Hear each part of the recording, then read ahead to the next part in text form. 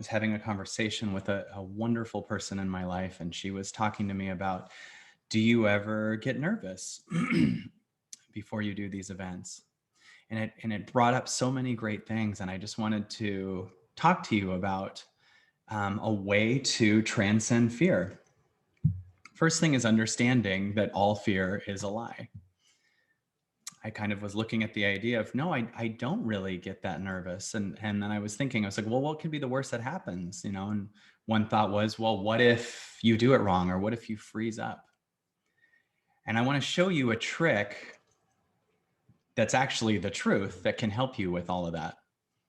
I want to offer you to write down a big fear you have, like the fear that you almost never want to say, the fear of like you could go broke, or I don't know, the lockdowns will never end, or they'll whatever. We all have an irrational fear. And actually, the more the fear gets louder, the more irrational. It doesn't make sense.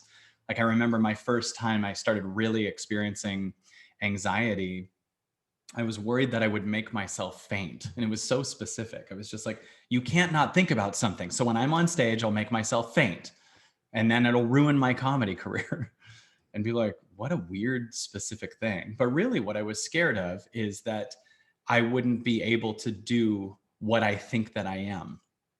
I was scared it would ruin my comedy career. And if I keep breaking it down, I start to realize my belief is who I am as a comedian, and I won't be loved without that weapon. So that's why the fear actually came up. It was trying to sabotage a thing that I was holding on to. Right? Your fear is trying to sabotage a thing that you're holding on to that no longer serves you. It's never trying to sabotage you. Do you get what I'm talking about? Your fear is trying to get you to let go of something that you think you are, but you're not. And this talk brought up so many things, because I just want to offer you, if you write down the biggest thing you're scared of, or even little things you're scared of. What if I totally freeze up during this talk? What if something happens? What if whatever it is? Write down a thing or two that you have that's a fear. I know some people have a fear of, I'll let people down. Some people have a fear of chaos. Kirby says chaos, right? That I will die alone and never be married, right? Afraid of never being healthy again. Beautiful. Afraid of speaking out. Worst fear, no one will like me and I'll be alone. Literally, Julie says, wait, no, it's not. I want to make sure I get the right person. Jane says, farting in front of a guy I'm dating, right? Which we will go back to quite a bit throughout the whole weekend now. In fact, I think a good idea would be to set you up with a guy from this who knows that's your biggest fear. A terrible healthy problem, inadequacy, never find my identity, losing my kids or something bad happening to them. My fear is that my book will never be published, afraid of other people I love dying, staying small, that my daughter will die before me, staying broke. Okay, now I want you to write down the thing, fear of being in front of thousands of people and freezing up, says Robin, right? Awesome, I hear you, brother. Well, we'll try and get that set up for you tomorrow. Let's see. Leanne says, looking like an idiot, being criticized. Let's see. All right, everyone take a deep breath, and I'm gonna have you write something under that fear. Are you ready? Write this down. And then what? And then what? What if I freeze up this weekend? And then what? I don't even mean what happens after that. I mean, okay, what does that imply?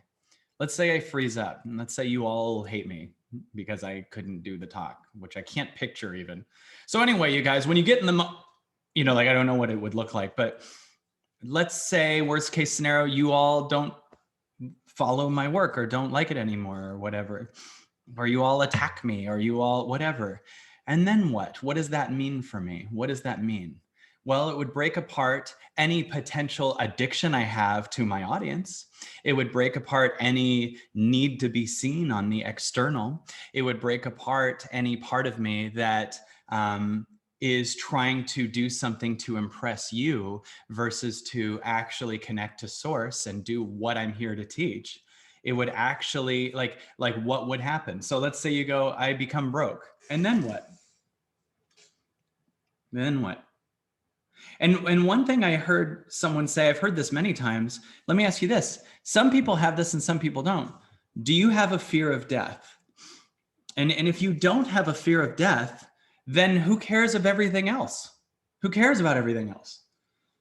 Oh my God, I might freeze up in front of my audience. And then what? You're willing to die. So what? Right? I might let someone down. Yeah, but you're willing to die. Why is it more scary to let someone die or let someone down than to die? Right?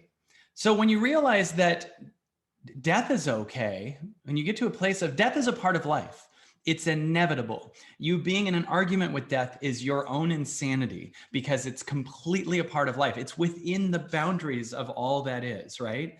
The body dying, it's part of life. Let it be there. Feel the space that holds space for both the body living and the body dying, because this space right now includes both.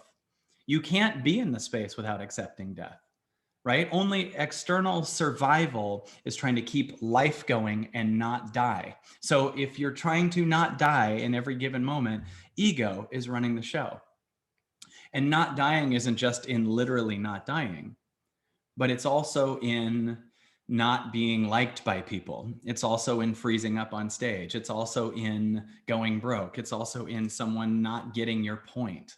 Like literally, we actually respond the same way to death as we do to they might not understand me. That's why when you're in an argument with your spouse or something like that, you get triggered. I'm dying because you don't understand my point. It's the same level. Fear of death, fear of being misunderstood, right? So if we just take a second and go like, what's worst case scenario? And then, well, the lockdowns never end. And then what? We're here, home, connected. They take us out of our homes and put us in camps. And then what? Then what? You meet some new people in camps? Like, I'm not saying that's our goal. That's a pretty bad situation. But do you get my point? And if you can just start to say, that's okay, you allow the thought that's coming up to be loved, right? You allow the thought to be loved. Oh my God. And by the way, if these things are okay, think of what you could do. Like, let's say you want to get out of a situation, but you have a competing fear of not hurting someone's feelings. But what if you're like, it's okay if me being me hurt someone else's feelings because they need that trigger for their own growth. So then you start to go, okay, if it's okay if I'm fully me, then what could you do? Check this out. If going broke was okay, how much more money could you bring in because you're not scared and moving from a small place of the fear of not going broke? How much more could you do? How much more could you create if it was okay if no one liked you? How much more could you, if everything was okay, if you just keep going deeper and deeper, you get to a point where, yeah, I don't care if I freeze up this weekend. I actually don't. It'd be hilarious. I'd make a reel out of it. It'd be an amazing video series. Like finally I got stuck. Like that's great. But here's the thing. The thought was like, well, you wouldn't be able to respond. And here's what I want you guys to know. I don't respond. When I do these events, I don't respond. I listen. And I'm not only listening to the person that's talking, I'm listening to an answer. Because every answer that comes through is not me. I'm always surprised by what I say too.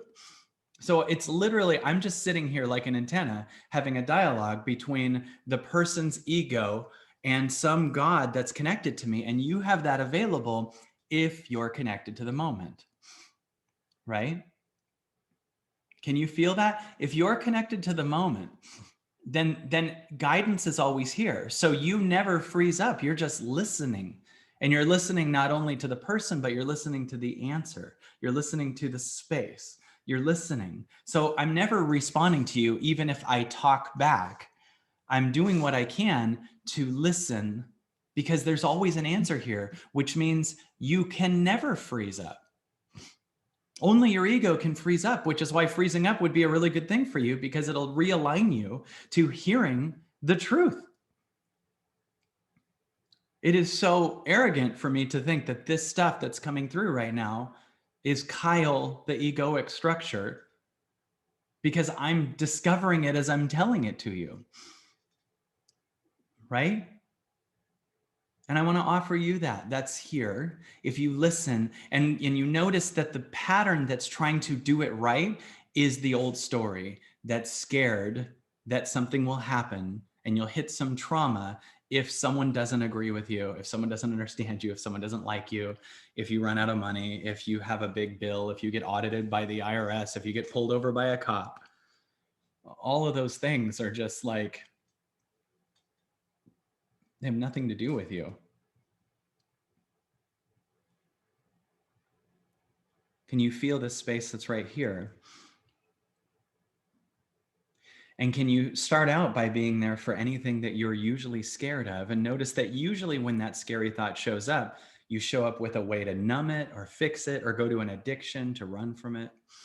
And I want to offer you today to think of the fear that usually you repress and just let it just sit there for a minute. What if? And make it okay. What if? And take a deep breath in. And then what? What if? The thing you've always said, what if? What if I faint when I'm on stage? And then what? You're free from thinking you're only a stand-up comedian. What if all the comedians 10 years ago attack me? And then what? You'll be actually forced to find who you are and have at least 10 years of running an Evolving Out Loud company and write 2 books. What if I don't know how to write a book? And then what? And then what? You just write about that.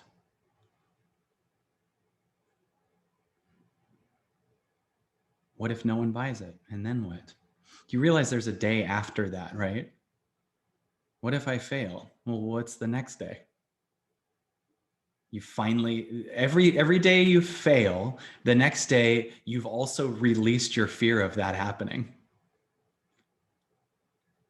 So the best thing that can happen to you is fail, because there's no such thing. What if I fail? Well, what's the next day? You're now over that fear because it just happened. I think it was Conan O'Brien that said the greatest thing that can happen to you is having your worst fear realized. Because then you're no longer holding on to it, saving it. What if that person moves on? And then what? You finally can function again because you're no longer scared that that person will move on. They did it. What if they start getting, what if they get married to someone else? Then you are free of worrying about getting them back, and you can create amazing things because your mind isn't spent 90% of the day. Do you feel it? You're free. Can you see how from this you could never fail? And if you could never fail, why wouldn't you become and do everything you want?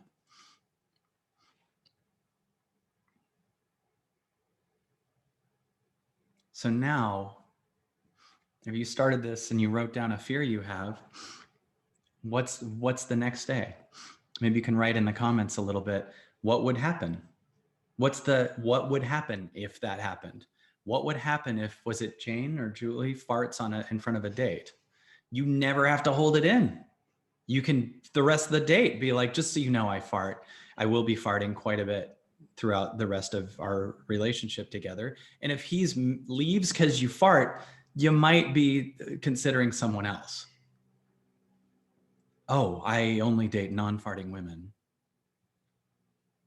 Oh, you do?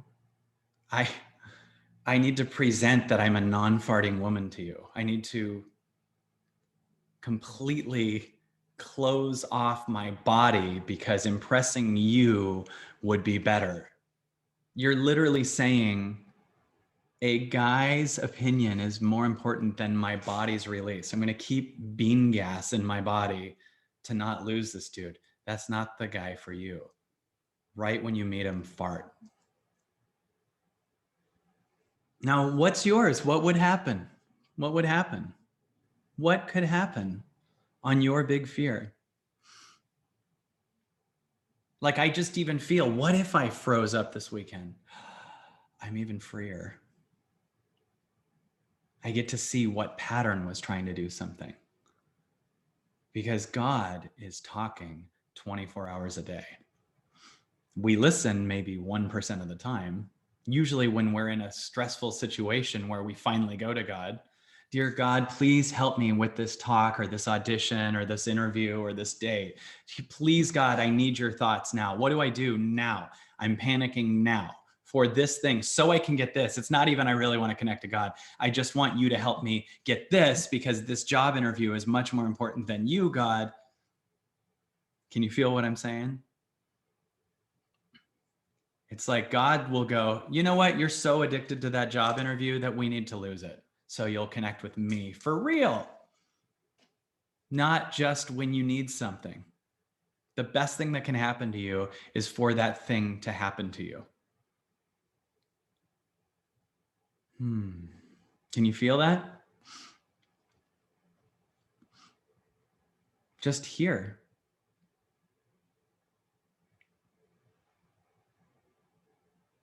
No, Kyle, the story of Kyle, the pattern that wants to impress his mom or is, worried his dad will be upset. That guy couldn't run a 2-day event or a 4-day event or a 6-day event off the cuff. But God has 24 hours of content for you. The universe has 24 hours a day of advice. So listen here. And and the universe is like, makes you work for it. The universe is going, you got to listen more than a minute. So I'm going to tell you very little for the first 10 minutes, 20 minutes. When you meditate, I need you to prove to me you give a shit and that you'll actually pay attention to me, because if the second you listened, I told you the answers to everything in the world, you would not actually connect to me. You just are using me. Like, merge with me first. Commit to the now, commit to the universe, commit to the now. And you will be guided forever. You will be connected forever. The first thing I'll have to do is puke out your old limiting stories. So it's going to hurt for a minute, because the first thing that's going to happen is I'm going to kill what you think is you. It's not you, but I'm going to kill you. I'm going to kill the you that wants to be seen. I'm going to kill the you that thinks money's bigger than me. I'm going to kill the you that is still triggered by some past experience. I have to. And you've called that thing you so much. So when God starts to pull up these old patterns or these old things, you're going, I feel like shit. I feel like I'm dying. I feel unloved. I feel right. And God's like, of course you do, because you have a bizarre, specific way to feel loved. You only feel loved if they give you a bunch of space, or you only feel loved if they understand every word you're saying. So these are very minute, small ways of you feeling okay. So I got to purge all that shit so you feel good no matter what the circumstance is. That's my job as source. That's what source would say. My job as source is to remove your limitations. So of course, as we start, we're going to be meditating quite a bit today and tomorrow. But of course, the first thing source has to do is purge the lie that you call you to make room for the truth of you.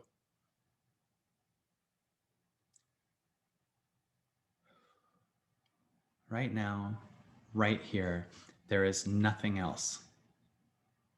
But there is also in this moment the space for all of your fears. But under each fear is a false identification.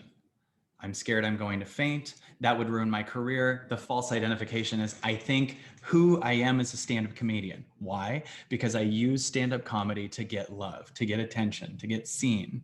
I could walk into a room, tell a joke, and have everyone's love, but nothing under that was allowed to be seen.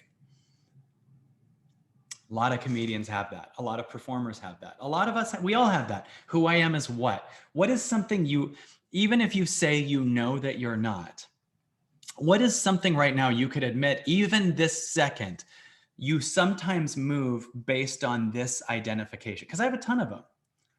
Like, for instance, who I am is my body. Stephen said it right when I said it. Who I am is my body.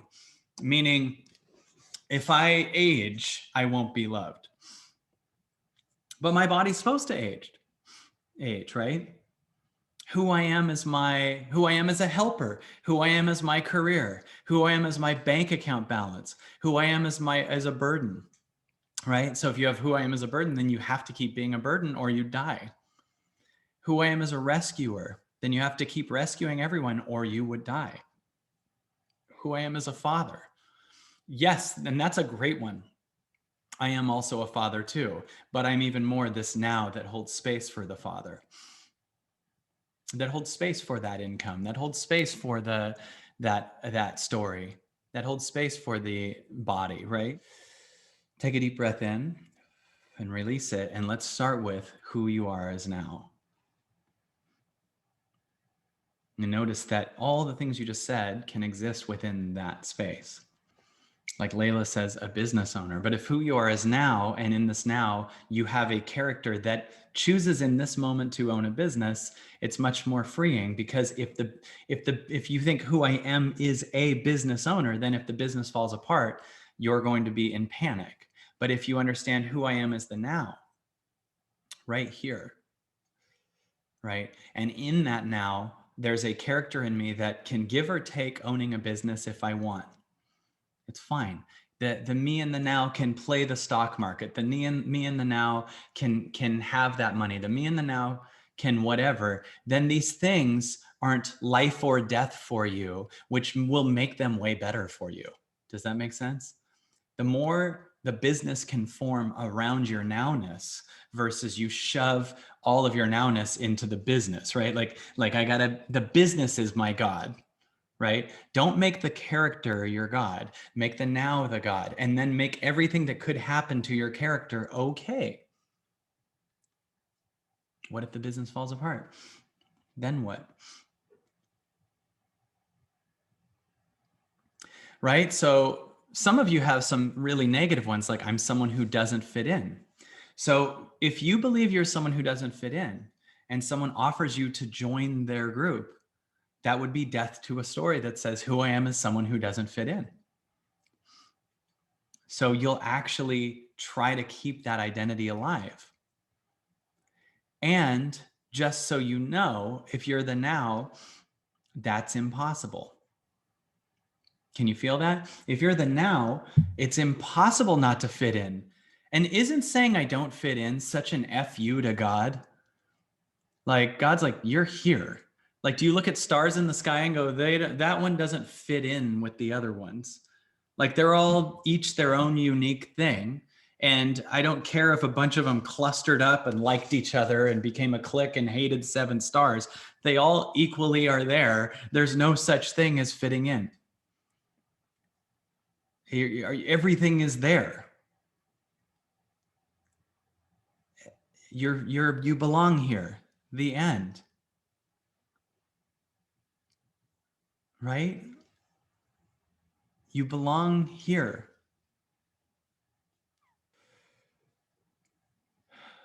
Right now. You belong. There's no such thing as fitting in.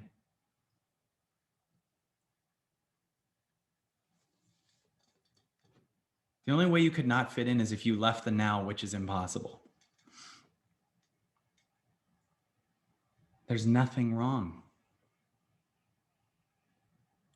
Can you hear this silence? And can you feel it holding you?